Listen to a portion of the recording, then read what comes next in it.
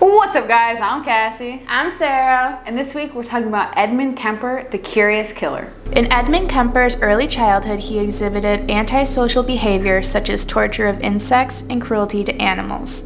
At age 10, he buried a pet cat alive. Once it died, he dug it up, decapitated it, and mounted its head on a spike. Edmund later stated that he derived pleasure from successfully lying to his family about killing the cat.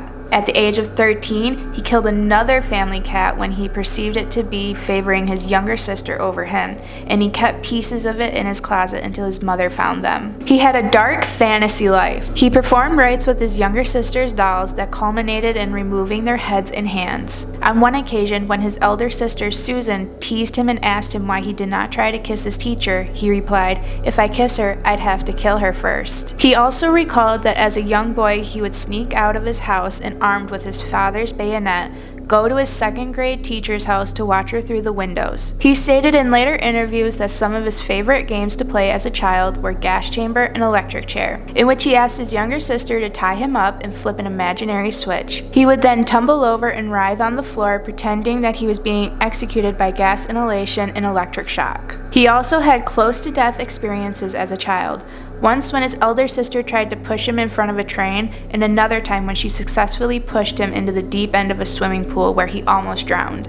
On August 27, 1964, at the age of 15, Edmund was sitting at the kitchen table with his grandmother when they had an argument. Enraged, he stormed off and retrieved a rifle that his grandfather had given him for hunting. The rifle had been confiscated because he used it to needlessly shoot animals. He then re-entered the kitchen and fatally shot his grandmother in the head before firing twice into her back.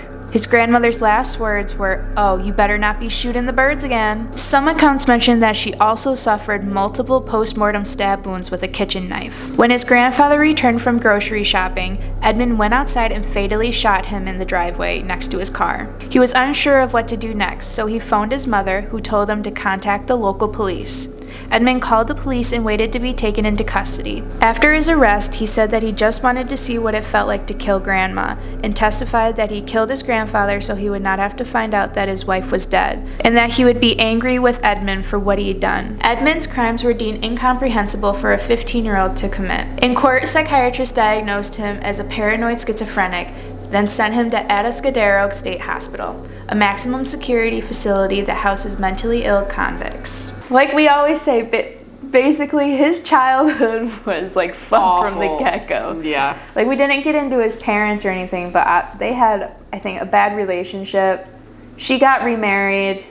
Yeah. He eventually got remarried, but dude, this kid was fucked. Literally. Like, it was almost as if he came out of the womb ready to tussle. You know, like, so... It's ready to tussle. So it talks about how he killed the cat. Chopped it Two. up. Yeah, two. He buried the first one alive and then dug it back up once when it was he's dead. And then he, like, would chop up the second one and hide it in his closet, and then his mom found it. Dude, if I... like found out that my child had a dead cat in his closet, I would be like, you're going to see somebody. Yeah, you're gonna go now get evaluated. We're gonna see what's up. We're gonna see what's wrong. I would probably lock my bedroom door. I know that sounds bad because of my child, but I probably would. I would just be so scared. They're gonna kill me. And so then eventually, like, his sister's like, "Oh, why didn't you kiss your teacher?" And he's like, "Well, if I kiss her, I gotta kill her first." Bro, What the fuck? If I was Susan, I'd be like, something is not right here. I'd be like, Mom. Literally. On the other hand, his sister did try to murder him twice. So, I mean, it looks like the genes aren't good here.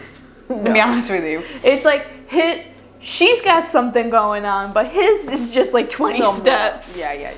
And he decides... kills his grandmother. But he says that he killed her because he just wanted to know what it'd be like to kill Grandma. Bro. No.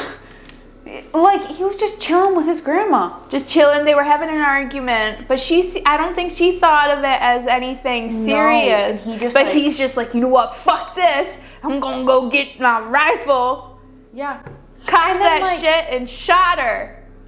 That's so sad. And then he killed his grandpa just because he didn't want his grandpa to have to see his dead wife. Which because he didn't want grandpa to get mad at him. Which, like, he was thinking about his grandfather. Yeah. Like, oh, I don't want you to have to see your dead wife. But at the same time, like, that's wild. He's 15. Yeah. Like... And he calls him mom. He's like, hey, I killed Gramps. What do I do now? Ma, I'm shocked. I'd be like, if my kid said, I just killed grandma... I'd be like, come again?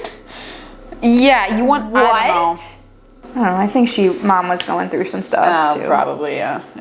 At Atascadero, California Youth Authority psychiatrists and social workers disagreed with the court psychiatrist's diagnosis. Initial testing measured his IQ at 136 over 2 standard deviations above average. He was re-diagnosed with a less severe condition, a personality trait disturbance, passive-aggressive type.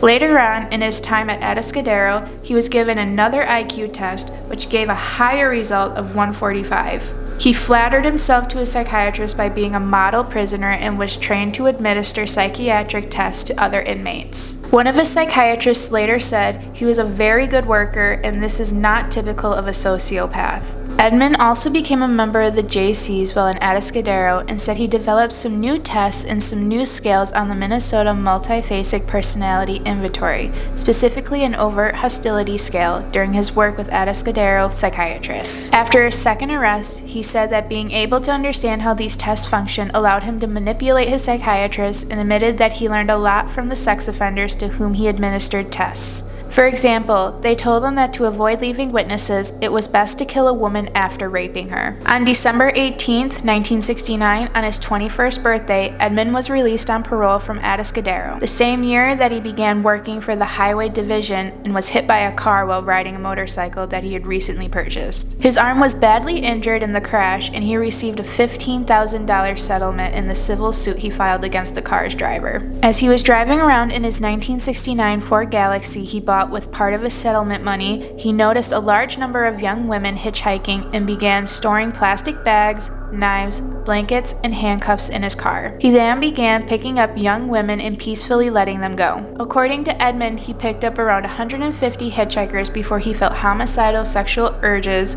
which he called his little zapples, and began acting on them. Eventually he butters his way with the psychiatrist. He figures out how to manipulate them. His psychiatrist so to get out quicker. Yeah. So he was helping with the test, which is crazy. I'm not sure. That's definitely not legal. No. But he's clearly very smart. His IQ is 145. Yeah, I don't know what average is, but I don't know. But all psychopaths, very smart. Very, very smart. But I don't think he would be able to give tests to other prisoners, though. Well, if he was showing that he was a really good prisoner and they were he seems fine to me, Absolutely not. I don't know. So that's what he was doing, and he basically manipulated them into thinking he was a good little boy. Somehow that evolved into picking up hitchhikers. Yeah, because he got a new car, and I guess he was driving and noticed women just hitchhiking a crap ton of them. And he's well, now I see. He's now I know where to go. So he's I'm gonna put all this shit in my car, so the next time I can snatch one. Yeah. But he picked up 150 women and let them go. Because I think he probably maybe was trying to in his head figure out how to do it. So each time he'd pick him up, he'd run through scenarios maybe so then when he really did it, he would kind of have everything figured out. Yeah, he had his little zappos. I hate that term. But yeah, that's basically just his sexual urges are coming to life. They're emerging. They're emerging. Pretty much, from his body. Between May 1972 and April 1973, Edmund killed 8 people, all women. He would pick up female students who were hitchhiking and take them to isolated areas where he would shoot, stab, smother, or strangle them. He would then take their bodies back to his home, where he decapitated them, performed sexual acts on their severed heads, had sexual intercourse with their corpses, and then dismembered them. Edmund has stated in interviews that he often searched for victims after having arguments with his mother, and that she refused to introduce him to women attending the university where she worked. He recalled, "She would say, 'You're just like your father. You don't deserve to get to know them.'" Psychiatrists and Edmund have determined that the young women were surrogates for his ultimate target, his mother. On May 7, 1972, Edmund was driving in Berkeley, California when he picked up two 18-year-old hitchhiking students from Fresno State University, Mary Ann and Anita Mary, with the pretense of taking them to Stanford University. After driving for an hour, he managed to reach a secluded wooden area near Alameda, California, with which he was familiar from his work at the Highway Department, without alerting his passengers that he had changed directions from where they wanted to go. It was there that he handcuffed Mary Ann and locked Anita Mary in the trunk, then stabbed and strangled Mary Ann to death, and killing Anita Mary in a similar manner. He later confessed that while handcuffing Mary Ann, he brushed the back of his hand against one of her breasts and it embarrassed him, adding that he said, "Whoops, I'm sorry," or something like that, after grazing her breast despite murdering her minutes later. He put both of the women's bodies in the trunk of his Ford Galaxy and returned to his apartment. He was stopped on the way by a police officer for having a broken taillight, but the officer did not detect the corpses in the car. His roommate was not at home, so he took the bodies into his apartment, where he photographed and had sexual intercourse with the naked corpses before dismembering them. He then put the body parts into plastic bags, which he later abandoned near Loma Prieta Mountain. Before disposing of Mary Ann's and Anita Mary's severed heads in a ravine, he engaged in sexual acts with both of them. In August of that year, Mary Ann's skull was found on Loma Prieta Mountain. An extensive search failed to turn up the rest of Mary Ann's remains or a trace of Anita Mary's. He's a ride, man. Yeah, he's basically, he knew the area because of his job, and the girls, obviously, they should have known their route better, because they did not know that he changed directions. But they're students from Fresno State, and they probably aren't from around there. You know, so like, you know what? They should have had a map. Kidnaps him, handcuffs one, sucker punches the other, puts her in the trunk. Yeah. He gets embarrassed when he touches a boobie, which I think is so. He's sociopath, psychopath, very smart, and he has sexual urges with corpses. But I think, like, I don't think he's real interaction with a woman. I don't think. I think that's the first. Which I think you see a lot in like movies and stuff when they're portraying these people. That not all of them, but ones like him who are very like weirded out by that. Like they don't like it. But if the person's dead. On April 20th, 1973, after coming home from a party, Edmund's mother awakened her son with her arrival. While sitting in her bed reading a book, she noticed he entered her room and said to him, "I suppose you're going to want to sit up all night and talk now?" Edmund replied, "No, good night." He then waited for her to fall asleep. Then he snuck back into her room and bludgeoned her with a claw hammer and slit her throat with a penknife. He then decapitated her and engaged in sexual acts with her severed head, then used it as a dartboard. He stated that he put her head up on a shelf and screamed at it for an hour, threw darts at it, and ultimately smashed her face in. He also cut out her tongue and larynx and then put them in the garbage disposal. However, the garbage disposal could not break down the tough vocal cords and ejected the tissue back into the sink. That seemed appropriate, Edmund later said. He then hid his mother's corpse in the closet and went to drink at a nearby bar. Upon his return, he invited his mother's best friend over to the house to have dinner and watch a movie. When she arrived, Edmund strangled her to death to create a cover story that his mother and her friend had gone away together on a vacation. Afterward, he fled the scene. He drove nonstop to Pueblo, Colorado, taking caffeine pills to stay awake for over the 1,000-mile journey. He had 3 guns and hundreds of rounds of ammunition in his car and believed he was the target of an active manhunt. After not hearing any news on the radio about the murders of his mother and her friend, when he arrived in Pueblo, he found a phone booth and he called the police. He confessed to the murders, but the police did not take his call seriously and told him to call back at a later time. Several hours later, he called again, asking to speak to an officer he personally knew. He confessed to that officer of killing his mother and her friend, then waited for the police to arrive and take him into custody, where he also confessed to the murders of the 6 students. When asked in a later interview why he turned himself in, Edmund said, "The original purpose was gone. It wasn't serving any physical or real or emotional purpose. It was just a pure waste of time. Emotionally, I couldn't handle it much longer. Toward the end there, I started feeling the folly of the whole damn thing. And at the point of near exhaustion, near collapse, I just said to hell with it and called it all off. He really didn't like his mom very much. No. We don't get a lot of like backstory, at least in this script, of like what his mom did to him or like things like that. But he was like, no, over it. So he like goes into her room. The first time, I don't know if he was like going to see if she was asleep. I don't know. Or not. Or just being like, hey mom. I don't know. And then he comes back later and he's like, all right. It's now. It's hammer time. And I'm gonna fucking fuck you up. Literally. So he bludgeons his mom and then he slits her throat. Then completely cuts her head off. And does the deed with her decapitated head.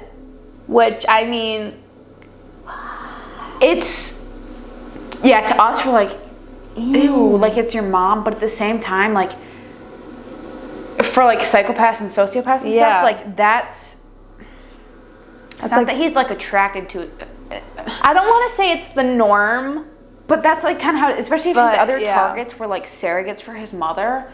Like, I don't know that it was like a sexual thing, you know what I mean? Like, I think the act of the murder or being like, ha, I killed you, is like arousing. I think it was just to degrade her more. Like, now see, I fucking killed you, and now guess what I can fucking do now. With you. Yeah. And then he used her, I even just like have this like movie scene in my head, and he's just like going around the room just throwing darts at her head, like, and then he sets it up and he's just like screaming.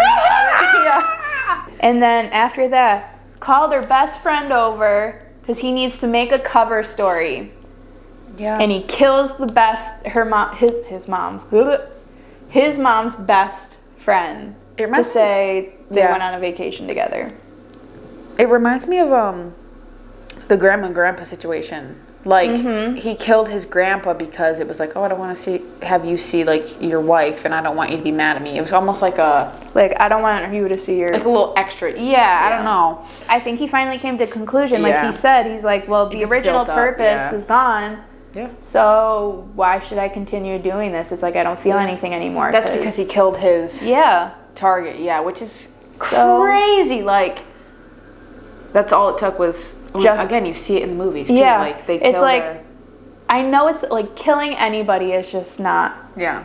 But it's like you could have just killed her and it's not. But I think maybe he just had to grow the balls, work up to it. I think that's what happens a lot. Is like they need to like get the courage, especially a lot of times when like the mother is abusive towards. We see it a lot with like mother-son relationships when the mother's like really verbally and physically and abusive and stuff. They kind of like are scared of the mother sort of, so they kind of need to build up the courage to actually like take care of what they're after all along. Edmund was indicted on 8 counts of first-degree murder on May 7th, 1973. Due to his explicit and detailed confession, his counsel's only option was to plead not guilty by reason of insanity to the charges. Edmund twice tried to commit suicide in custody. His trial went ahead on October 23rd, 1973. 3 court-appointed psychiatrists found Edmund to be legally sane. One of the psychiatrists investigated his juvenile records and the diagnosis that he was once psychotic. The same psychiatrist interviewed Edmund, including under truth serum, and relayed to the court that Edmund had engaged in cannibalism, alleging that he sliced flesh from the legs of his victims, then cooked and consumed these strips of flesh in a casserole. Nevertheless, the psychiatrist determined that Edmund was fully cognizant in each case and stated that he enjoyed the prospect of the infamy associated with being labeled a murderer. He later recanted the confession of cannibalism. On November 8, 1973, the 6-man, 6-woman jury deliberated for 5 hours before declaring Edmund sane and guilty on all counts. He asked for the death penalty, requesting death by torture, but instead received 7 years to life for each count, with these terms to be served concurrently, and was sentenced to the California Medical Facility. He was first eligible for parole in 1979, but was denied, and he was denied parole in 2017 and is next eligible in 2024. And he tried to commit suicide, which... multiple times, which is interesting. Which I'm not sure... I guess I am shocked because, you know. Yeah. A lot of the times, like, sociopaths and psychopaths, like, don't feel remorseful, which I feel like suicide either in these situations can either be like from remorse or because that's like their last power, like to themselves type of deal. So I don't know. Maybe but it's like post clarity. He's like, oh my gosh. Like, it could be like a remorse thing. Once he's gotten his mom out of the way, he's like, oh my gosh, I killed all these other people that I. Which I think, speaking of that, I think like goes into the whole part where he eventually, like, for the death penalty or whatever, requests torture. That's very interesting. Like, I don't know if it's because he feels remorseful and feels like he deserves to be tortured, kind of like what he did to his victims, or because it's like an erotic thing. I think it might be. Know? Part of me thinks it might be the erotic thing because when he was younger, you know, the electric chair and like the gas chamber, those were his favorite games. Yeah. I don't know.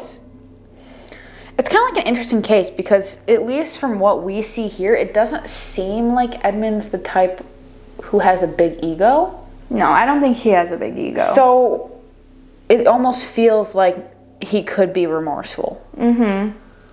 But again, I don't know. They didn't label him as a socio or psychopath. It doesn't mean he wasn't, but I mean, he was probably just like somewhere in between. Yeah. He definitely wasn't normal. No, it's just interesting though, because a lot of times I feel like they definitely don't request, please kill me by torture. Mm-hmm. You know, like if anything, it's going to be like, make it quick, get it over with. Yeah. Not like cause me pain, unless some of them are into the pain, but yeah. I do kind of feel bad for him because it sounds like in a lot of the cases that we read about, it's like the parents that kind of in a way make them into what they're supposed to be. Mm-hmm. So I know we didn't really read anything about his young childhood and how his mother treated him, but it sounds like his mom was not nice to him and I feel yelled like at him a lot. I know. I feel like he was, you know, doing his things since from a young age, and she's probably like caught on, and she's probably like, she's like, I'm gonna distance myself from him and like kind treat of him like garbage. Yeah, and we also don't know like exactly what was going on in his mom's life, you know, like what she had going on, you know, like to cause her to be that way, or like how she was before he even started this stuff. Like she could have been bad to him then too. So I do feel kind of bad because from what we kind of see, it feels like once he killed his mom, he's like, dang. Yeah. Like, I did all this? Because remember how it said, like, he turned himself in because he's like, there's no more purpose. Yeah, I have no more purpose. Like, I have no more will to live because the excitement's gone. Yeah, so, I don't know. I know it's, like, weird to feel bad for someone who's killed so many people and done some, like, crazy stuff. But at the same time, like, we know at least that a lot of, like, how you grow up and what you are put through is it can really change kind of how you turn out, you know, like. Did you like Edmund Kemper? Yeah, I did like Edmund. I think because again, he's a little bit different. We talk a lot about serial killers and murderers who are very egotistical, and I think it's not, I don't want to say cool because that sounds really awful, but it's interesting to see someone who doesn't seem as like, oh, I'm getting away with this. It's more of like, he's doing it because he feels he needs to, or he's scared of his mother or whatever. I don't know. I just find it interesting that his mom was like, if he just gone after mom, he could have saved himself a lot of time. But I think that's how it goes. They got to work up to like killing their whatever. Yeah.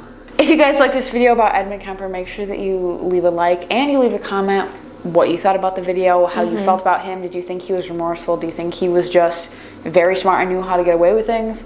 Let us know if there's any other serial killers, murders, ghosts, ghouls, all those cool things that you want us to talk about, and we will. So if you want to see more videos like Edmund Kemper, make sure you click this video right here. We will see you guys next week. Peace!